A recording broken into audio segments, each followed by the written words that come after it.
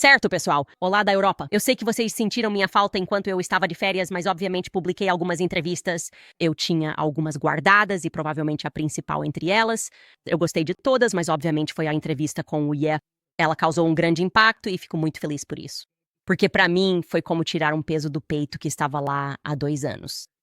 E então, o episódio de hoje vai ser um pouco diferente porque há muito mais que eu quero dizer sobre as coisas que aconteceram fora das câmeras, as coisas que foram ditas pra mim fora das câmeras por vocês naquela época, e finalmente sinto que o mundo está pronto para ouvir essas coisas.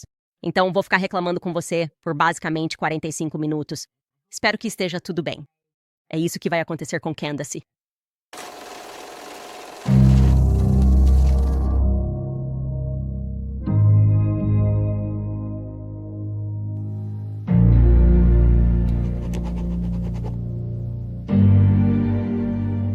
Eca. Sério, esse foi o efeito sonoro quando finalmente consegui divulgar esta entrevista. Não é algo comum ter algo tão poderoso trancado em uma cápsula do tempo, mas eu nunca, jamais questiono o tempo de Deus. E eu realmente sinto que não era o momento certo. Sinto que se eu tivesse descartado aquela entrevista quando a gravei em 2022, o mundo não teria sido tão gentil ou tão receptivo. Porque estávamos todos sendo inundados pela imprensa nos dizendo a cada segundo de cada dia que ele era louco, que ele estava descontrolado, que ele era antissemita. E mesmo aqueles de nós que acham que têm uma mente muito forte, como se estivéssemos protegidos contra a propaganda, nós também acabamos sendo vítimas dela. Nós também olhamos para um artigo ou para algo que está sendo dito e pensamos, bom, deve haver alguma coisa aqui. Isso acontece quando todo jornalista ao redor do mundo está dizendo que ele está tendo um colapso mental e que seu casamento está acabando. E então, claro, como vocês puderam ver, havia muito mais coisa acontecendo. E eu consegui falar com ele de uma forma que realmente representava o olho do furacão, a tempestade da imprensa que estava vindo contra ele. De verdade. Em algumas coisas com razão. Ele deu muito material para eles. Mas eu também diria que o que levou ele a ter aqueles surtos, como vocês viram, foi algo muito concreto. A imprensa estava reagindo daquela forma porque havia uma verdade, um mínimo de verdade que ele estava tentando compartilhar, que eles queriam garantir que fosse enterrada. E felizmente, agora que o tempo passou, podemos discutir qual é essa verdade de uma forma mais significativa. Então, primeiro eu só quero começar lendo alguns dos seus comentários sobre o episódio com o Ye. Jeremiah escreveu: Ye parece muito mais à vontade aqui do que eu já vi em qualquer outra entrevista. Sim, porque ele percebeu que estava entrando em um espaço que não era a grande mídia. Na verdade, era só a minha casa e estávamos gravando com uma câmera. E ele sabia que eu não estava tentando conseguir uma manchete ou provocá-lo ou fazê-lo parecer louco. Então ele pôde realmente dizer o que foi que ele viveu. Yorker escreveu, e esta é uma citação do próprio Ye: Eu não estou fora de controle. Eu só não estou no controle. Sim, essa é uma citação muito forte do Ye. E eu quase diria agora, tendo passado pelo que eu passei, no fim das contas, isso realmente é o que determina se a imprensa vai te odiar ou não? Se eles sentem que podem impor algum tipo de controle sobre você, ou controle sobre uma certa narrativa que eles querem que você venda ao público, aí eles são seus amigos. Caso contrário, certamente se voltam contra você. Old New Mama escreveu: Yi foi tão manipulado e chamado de louco simplesmente por nos contar o que realmente acontece em Hollywood. Ele literalmente sacrificou sua carreira por nós, e eu acredito nele e sou grata por ele. Ele é um verdadeiro talento e tem um grande coração. Eu oro para que ele logo encontre o caminho de volta para Jesus. E isso realmente é a gênese do que quero falar com vocês hoje, o que ele estava tentando expor em Hollywood. E algumas coisas que descobri desde então, que obviamente vão me causar muitos problemas por dizer muitas dessas coisas. Mas estou confortável com isso porque realmente acredito que é simplesmente o tempo de Deus. Que todos nós devemos nos manifestar contra muitas dessas coisas satânicas que estão acontecendo. E como eu digo, não uso o termo satânico para ser dramático. Eu espero que você entenda que existem pessoas como se você definitivamente... Se você está assistindo a esta série de podcasts, você está entendendo que existem pessoas que estão fazendo um investimento. E acreditam, adoram e seguem o diabo. E eles estão completamente tentando, essencialmente, criar um inverso da Bíblia. Falarei mais sobre isso em um segundo. Mas eu só quero ler este último comentário do Tadeus. Ele escreveu: Foi bastante genial guardar essa entrevista. E é tão futurista que às vezes só começa a fazer sentido para as pessoas 2 ou 3 anos depois que ele fala. Sim, é aí que eu quero começar. Porque quando tudo estava acontecendo, como eu não sou o mesmo visionário que acredito que o Ye seja, eu não sabia. Quero ser honesta com você. Eu não fazia ideia do que ele estava falando. Ele estava dizendo tanta coisa para mim tão rápido. Ele estava obviamente muito agitado. Ele estava por fora perdendo absolutamente tudo, certo? O contrato com a Adidas, o contrato com a Gap, sua esposa, seu casamento estava desmoronando. Então você só pode imaginar, quando tudo isso está acontecendo, ele está perdendo seu status de bilionário, o mundo inteiro o odeia. Ele está sendo expulso da sociedade educada. Ari Emanuel está escrevendo uma carta dizendo que ninguém deveria trabalhar com ele nunca mais em Hollywood porque ele é um antissemita furioso. Então você só pode imaginar isso. Obviamente, eu não sabia o que poderia inspirar alguém a destruir a própria vida dessa forma. Tipo, o que você está fazendo? Você pode ir com calma, um passo de cada vez? E ai, era o que eu estava pensando. E as coisas que ele estava me dizendo genuinamente não faziam sentido porque eu não tinha as informações. E vou te dizer, havia essa frustração. Tipo, a gente estava batendo de frente porque ele basicamente esperava que eu entendesse o que ele estava dizendo e reagisse ao que ele estava tentando me contar, como se eu tivesse as mesmas informações. Eu não sou de Hollywood. Nunca trabalhei com agentes e advogados. Não sei o que acontece em Hollywood. Quando você me diz como ele fez que mataram Michael Jackson, é uma coisa bem pesada. Eles mataram Michael Jackson, Candace. Do que você está falando? Naquela época, em 2022, eu acreditava na perspectiva jornalística amarela de Michael Jackson. Era uma espécie de pedófilo e tinha relacionamentos estranhos com crianças. E então, sim, simplesmente soltando que mataram Michael Jackson, isso fazia sentido para mim. Ele também mencionou para mim o reino Khazar. Literalmente me perguntou se eu sabia sobre os Khazares. E, novamente, se você está assistindo a esta série e estamos falando sobre coisas históricas, sobre quem foram os Khazares, quem os Khazares potencialmente são, é simplesmente impressionante para mim que Kanye tinha todas essas informações e estava frustrado comigo porque acho que ele pensava que eu estava brincando com ele. Ele dizia, você é muito inteligente, você lê toneladas de livros, você tem que saber do que estou falando. E eu dizendo, não, eu não faço ideia do que você está falando. Então ele começa a me acusar de ser controlado por sionistas. E eu dizendo, do que diabos você está falando? Eu só quero fazer o meu programa. Mas como sou alguém que acompanhou a trajetória do Ye, como já te disse, eu era fã da música dele. Eu sentia que a música dele me dava o código, ou seja, a força para ser eu mesmo sem pedir desculpas. Porque eu vi tantas vezes a imprensa ao longo da carreira dele chamá-lo do louco. E então, assim como o Tadeus está escrevendo aqui nos comentários, alguns anos depois, a imprensa dizia, na verdade, ele estava certo. Ou melhor, os fãs percebiam que ele não estava dizendo aquilo da forma mais eloquente. Sabe, ninguém nunca acusou o Ye de ser um orador eloquente. Mas os pontos que ele estava levantando com o passar do tempo, percebemos que eram válidos. E por isso eu quis criar esse espaço para que ele pudesse expor esses pontos. Eu não entendi. Com a compreensão de que em alguns anos aquilo poderia fazer muito sentido e realmente faria muito sentido, e de fato fez. Então, quero compartilhar com vocês algumas das coisas que aprendi desde então. Então, antes de tudo, para mim, o momento dele acho que foi o mais marcante para mim. E espero que para vocês aí em casa e, obviamente, lendo os seus comentários, agora vocês tenham entendido por que eu estava tão cauteloso. E eu não diria nada sobre o Ye, porque imagine seu amigo chegando até você e te contando isso. Ele foi internado sob uma ordem psiquiátrica 5-50 pelo treinador da academia dele, que conspirou com um médico para dar a ele um diagnóstico e depois passar esse diagnóstico para o TMZ. Assim, o mundo inteiro achou que ele estava louco enquanto ele estava no hospital por um colapso que ele mesmo não acreditava estar tendo. Só para refrescar sua memória, vamos ouvir aquele trecho da conversa. Você acredita que tem transtorno bipolar? Quem te disse que você era bipolar? E quando te disseram isso, em 2015? Me disseram isso foi um médico judeu. E a informação foi divulgada por um treinador judeu de Hollywood para a mídia judaica. E na verdade, no dia em que me internaram no hospital, comecei a ler a Bíblia intensamente e a reescrever versículos bíblicos. E quando o treinador judeu viu e você ficou tipo, bem, isso parece bem bipolar. O treinador judeu viu isso, me colocou no hospital e então disse e depois colocá-lo na prensa. A prensa está quebrada no TMZ. Sim, não me lembro. Eu estava no hospital, certo? Por que você estava no hospital? Exaustão. Há alguns pontos aqui aos quais quero que você preste atenção. Primeiro, ele diz, um médico judeu. Em segundo lugar, ele diz que foi internado no hospital por exaustão. Quantas vezes já lemos essas manchetes de que um ator, uma atriz ou um cantor foi internado, teve que ir para o hospital por exaustão? Quer dizer, eu sou mãe de 3 filhos.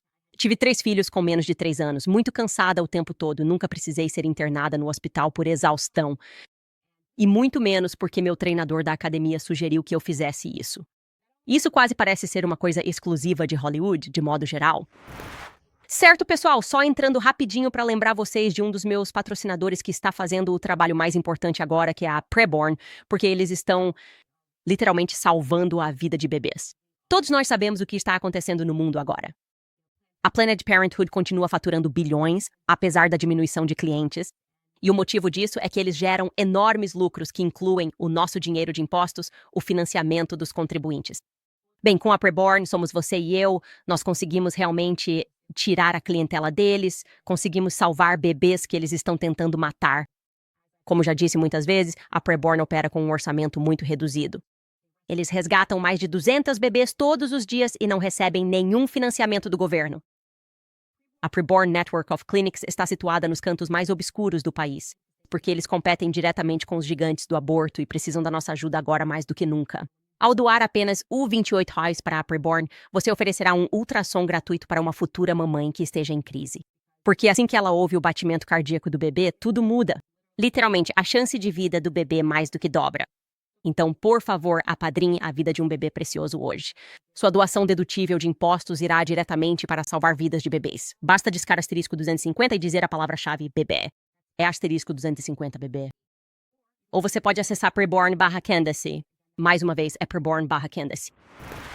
E então, claro, obviamente, para vocês que me acompanham no Locals, eu finalmente divulguei a lista de livros. Os livros que tenho lido, que eu diria, explodiram minha mente e me fizeram perceber que algo mais sinistro está acontecendo. Mas entre eles, meio que por acaso, eu esbarrei na história de Sigmund Freud, sabe? Percebendo que todo esse conceito de dizer a alguém que ela é louca foi criado por Sigmund Freud. Você ouve coisas na história sobre, sabe, mulheres sendo chamadas de histéricas. As feministas estão sempre nessa tecla. Dizer para uma mulher que ela é louca o tempo todo? E dizem que isso vem de muito tempo e que os homens sempre acusavam as mulheres de serem histéricas. Bem, na verdade, de onde isso veio foi de Sigmund Freud, uma pessoa que é celebrada em nossos livros didáticos, e ele é de fato um judeu da Galícia. Mas eu diria que ele não é judeu porque ele não adora, não segue a Torá. Na verdade, ele é um cabalista.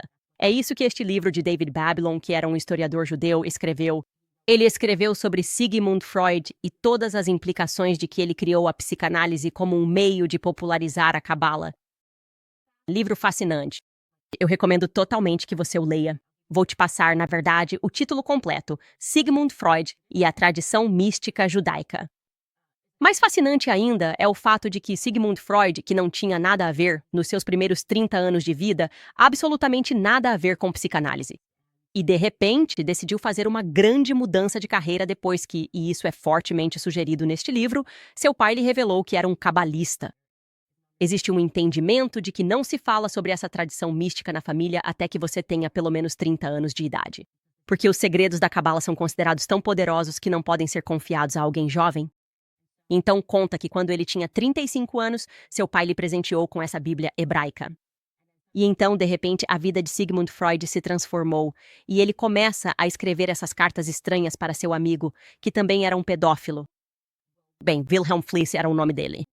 Wilhelm Fliess, falando factual e objetivamente, abusou sexualmente de seu filho, Robert. E ele meio que dá a entender para ele, e se existisse essa religião e essa sociedade secreta?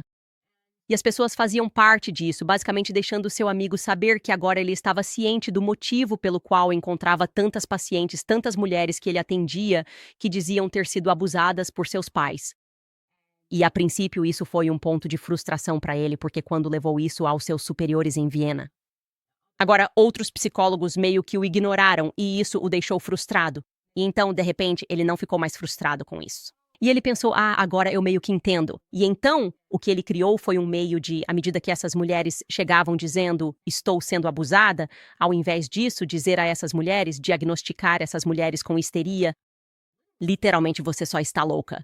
Na verdade, o que você tem é atração pelo seu pai. Isso é muito significativo, ok? Então, as pessoas Estavam vindo dizer, estou sendo abusada.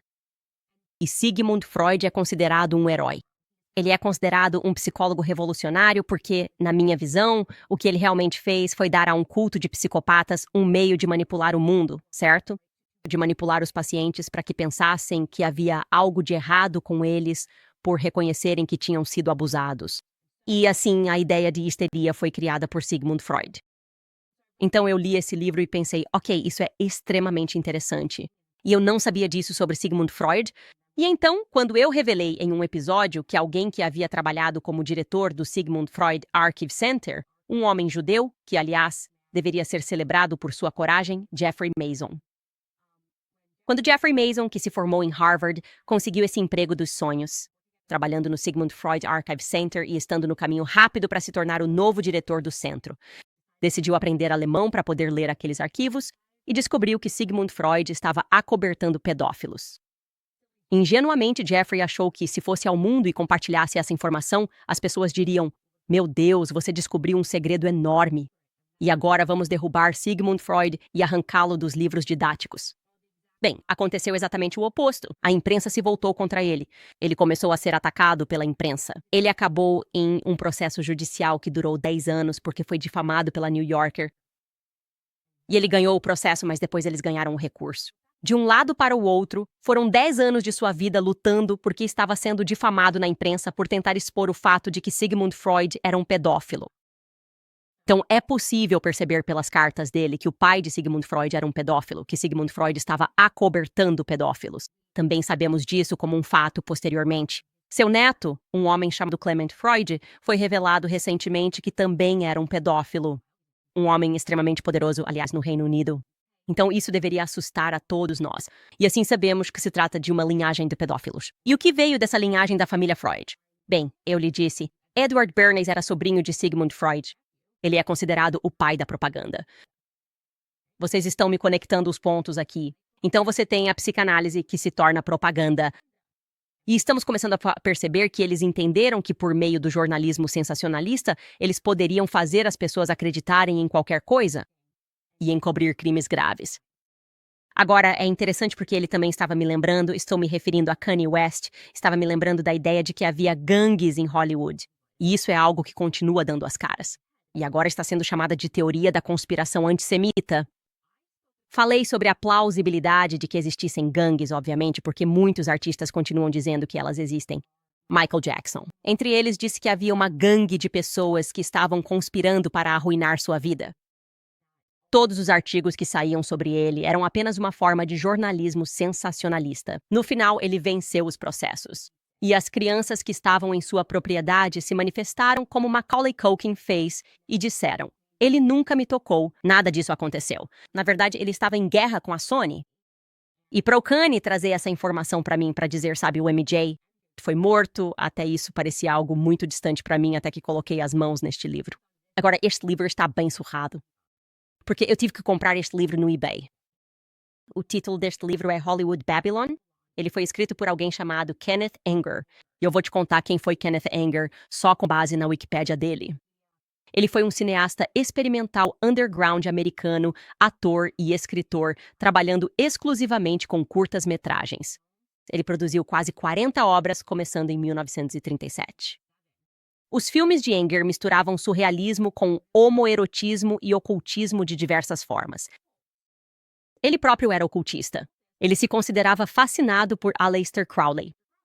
Agora, novamente, se você estiver assistindo a este podcast, perceberá que continuo encontrando esse cara aparecendo, Aleister Crowley, o oculto. Conversamos sobre a NASA e como essa religião que ele fundou, chamada Lima, se tornou não apenas popular entre as elites.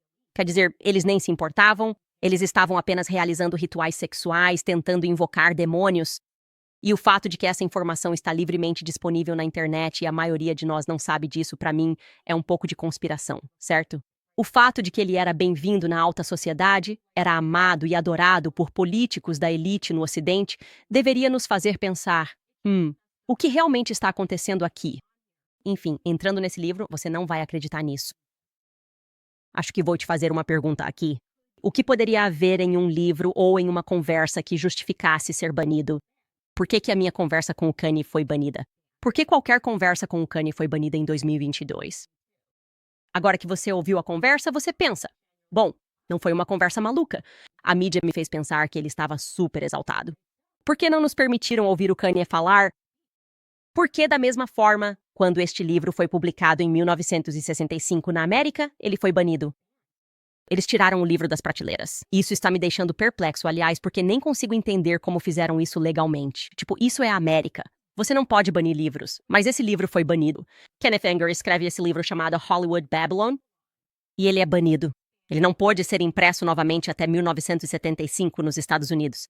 Então, quando eu quis colocar as mãos nesse livro, depois de tê-lo encontrado em algumas das minhas pesquisas, tive que pedir para a Savannah, minha gerente, conseguir uma cópia no eBay. Tipo, alguém estava dizendo por isso ele está todo surrado, porque é de muito tempo atrás. E agora eu entendo por que esse livro foi banido. Agora eu entendo por que a conversa sobre o Kanye foi banida. É porque, se existe uma verdade sendo escondida, a melhor maneira de se livrar dela é simplesmente dizer às pessoas, apenas para sensacionalizar, certo? Como eu disse, jornalismo sensacionalista é uma loucura. Isso é algo muito fora do comum. Bem, esse livro de um insider de Hollywood é realmente absolutamente chocante. E eu só queria ler para vocês alguns trechos dele, porque eu suspeito que muitos de vocês vão tentar conseguir uma cópia dele no eBay em breve. Mas, sabe, ele simplesmente conta da história de como Hollywood foi realmente fundada. E eu não acho que isso seja algo em que muitos de nós pensamos. A gente só ouve, só supõe, sei lá, que Hollywood sempre existiu. Eu não sei o que a gente pensa. A gente não pensa sobre isso porque, na verdade, a era de ouro de Hollywood foi nos anos 1920. E nenhum de nós, ou pelo menos, acho que poucos de nós, na verdade, acho que nenhum de nós estava vivo nos anos 1920. E então a gente só aceita que o cinema virou uma coisa, de alguma forma. E talvez na nossa cabeça a gente não reconheça que tanta devassidão aconteceu que, basicamente, essas eram pessoas de circo que perceberam que podiam ganhar dinheiro criando todos esses personagens. Mas o que ele estabelece neste livro, Kenneth Anger, é que a intenção de criar Hollywood era criar uma espécie de religião demoníaca.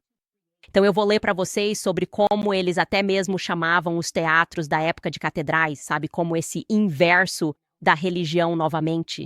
Então ele está falando sobre como as pessoas corriam naquela época para as catedrais.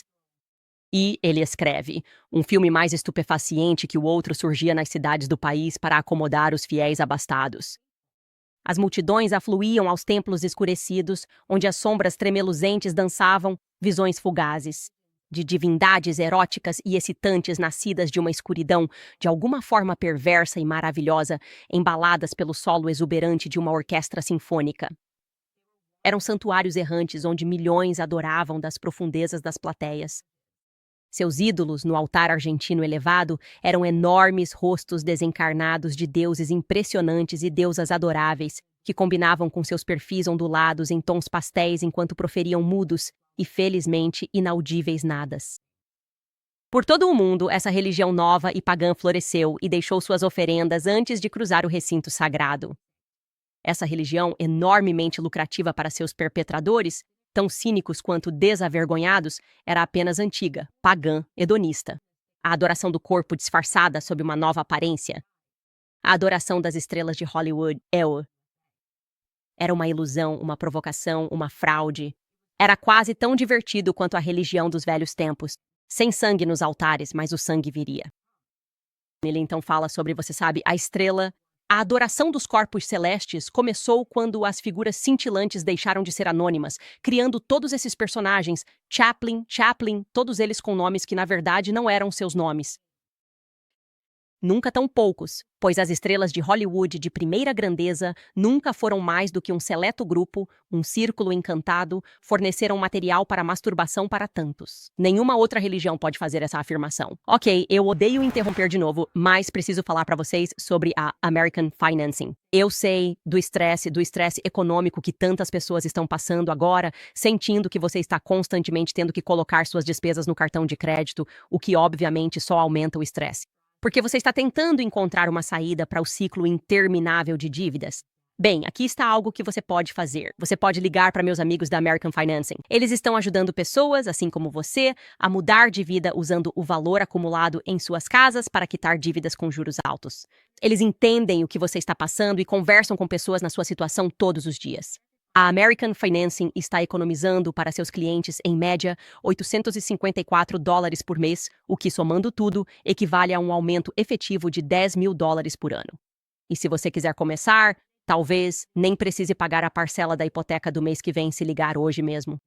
Não há melhor momento do que agora para mudar sua situação. Então ligue para 800-795-1210. Ligue para 800-795-1210 ou visite americanfinancing.net/Owens. Mais uma vez, isso é americano, Owens. Então você lê o livro, ele começa a contar histórias e você percebe, e quando ele fala sobre sacrifício de sangue e começa a falar sobre o que estava acontecendo em Hollywood nos anos 20, que essencialmente o livro foi banido porque ele apenas explicava como atores e atrizes estavam sendo assassinados. E eles estavam sendo assassinados. Houve conspirações com seus advogados, seus agentes, basicamente exatamente o que Michael Jackson fez. E vocês estavam tentando comunicar que existe, essencialmente, uma gangue e uma cabala em Hollywood. Eles sempre estiveram lá. Na verdade, esses agentes e advogados surgiram de gangues literais. Tipo, eram traficantes que depois se tornaram agentes, que depois se tornaram donos de estúdios de cinema, que estavam matando uns aos outros e matando atores e atrizes que tentavam sair. O livro conta várias histórias, mas há apenas duas delas que eu realmente queria trazer à sua atenção porque acho que são muito relevantes. A primeira é sobre uma jovem atriz chamada Olive Thomas. Quero dizer, essa garota tinha 20 anos e ela era conhecida como uma pessoa que tinha a vida sob controle. Ela tinha uma imagem impecável, de menina certinha, e então, numa noite na França, ela simplesmente é encontrada morta em sua cama. Ela estava segurando quando a pessoa bateu na porta. Quando o manobrista abriu a porta, ela estava segurando firmemente um frasco de comprimidos de bicloreto de mercúrio muito letais. A suíte foi registrada em nome da senhora Jaco Pickford, conhecido por milhões de fãs como a jovem e brilhante estrela do cinema americano, Olive Thomas. Ok. Então ela é morta e fica fortemente implícito aqui que ela foi morta. E eles tentaram fazer parecer uma overdose e o público não acreditou que fosse uma overdose. Então eles recorreram ao jornalismo sensacionalista sobre ela e começaram a inventar histórias, apenas histórias sensacionalistas, acusando-a de ter um vício em drogas, sem absolutamente nenhuma prova. E o público ficou chocado com isso. Tipo, como essa garota inocente que aprendemos a amar nas telas, vocês estão dizendo que ela era secretamente uma viciada em drogas? E funcionou.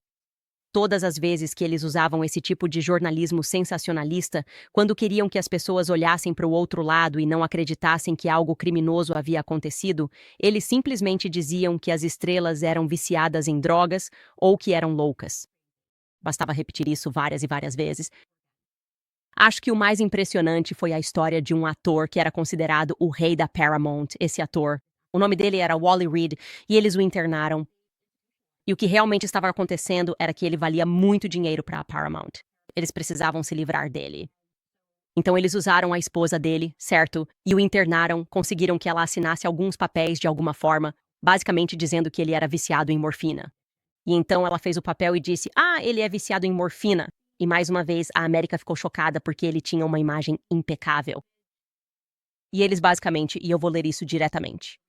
A Paramount Pictures usou alguns eufemismos sobre o excesso de trabalho do Reed, entre aspas. Exaustão.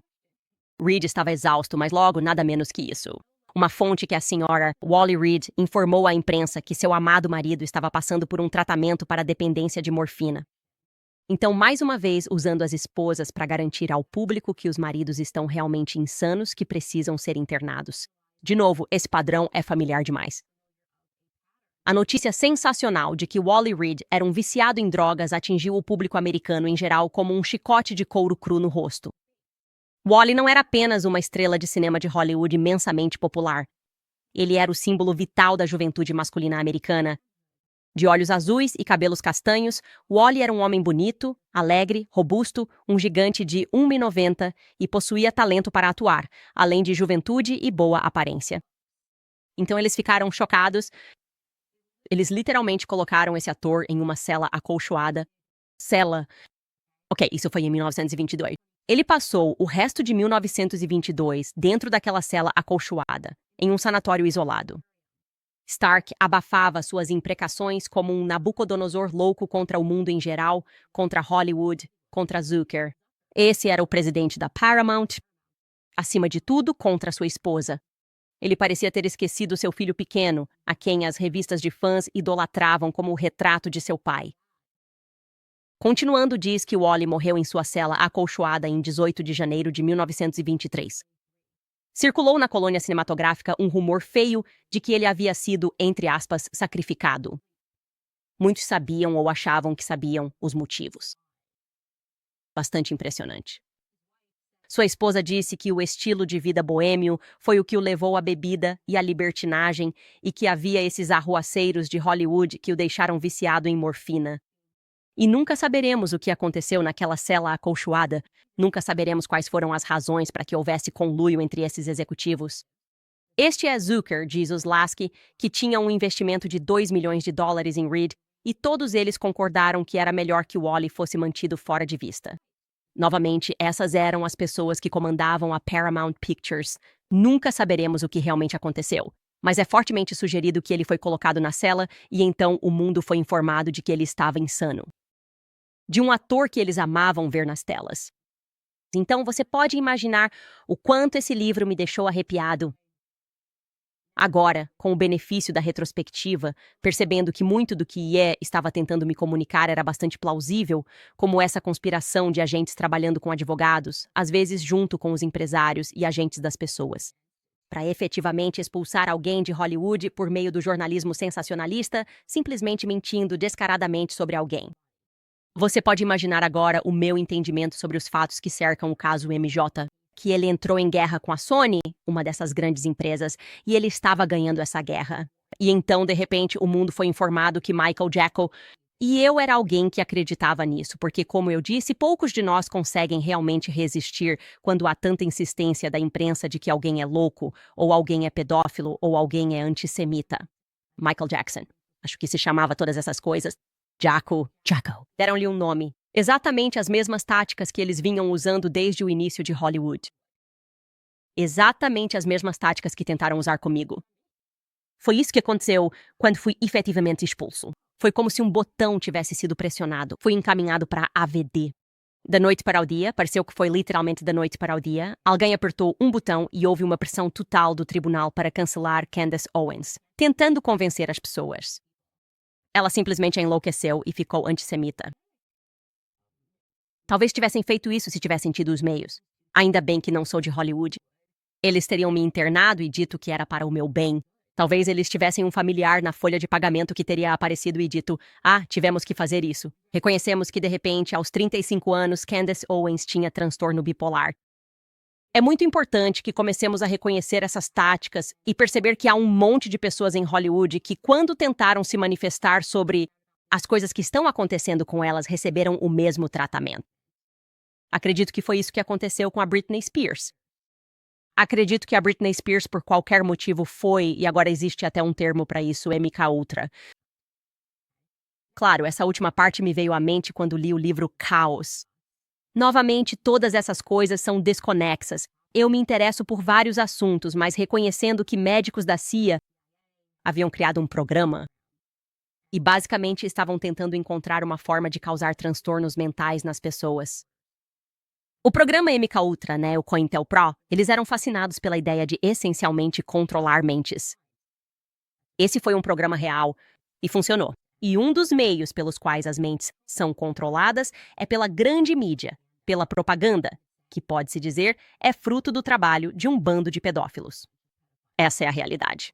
Os pedófilos criaram a propaganda, e este livro revela quantos pedófilos havia na indústria.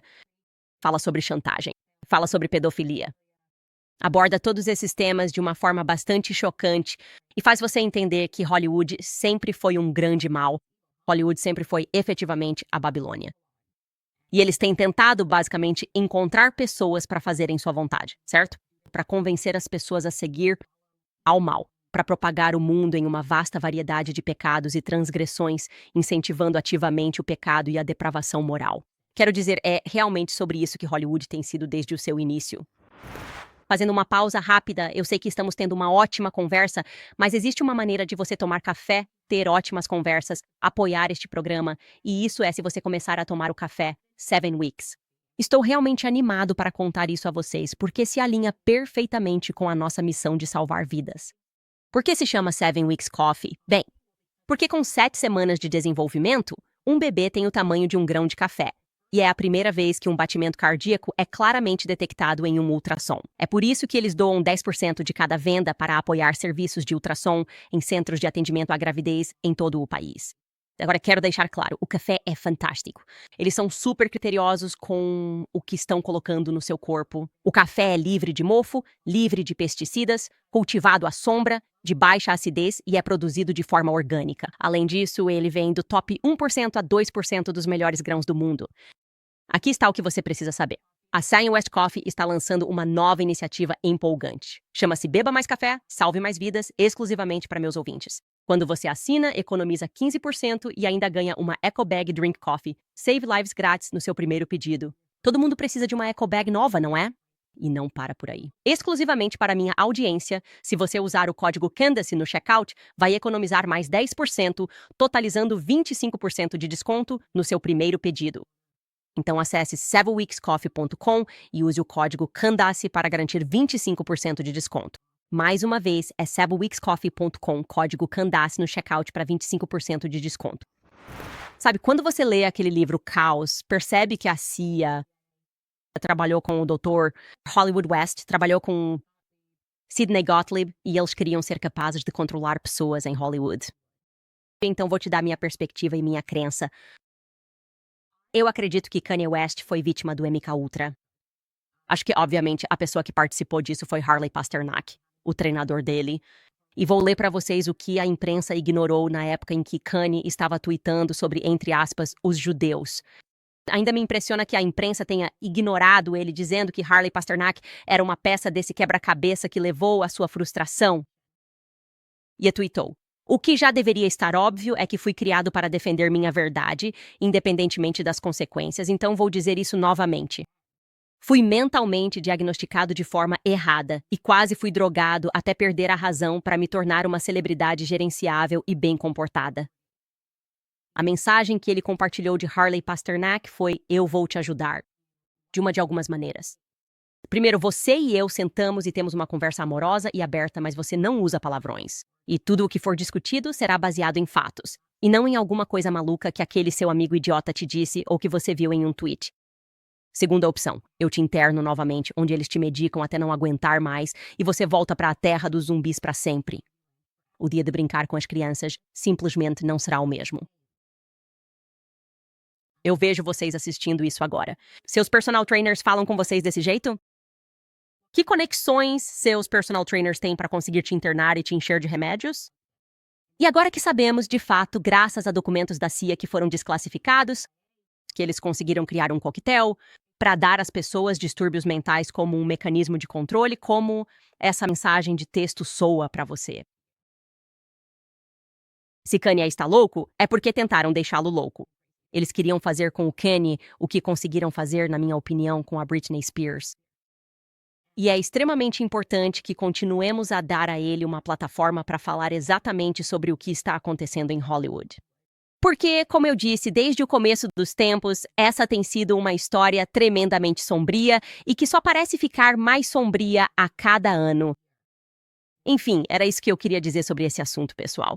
E mal posso esperar para ver o que vocês pensam.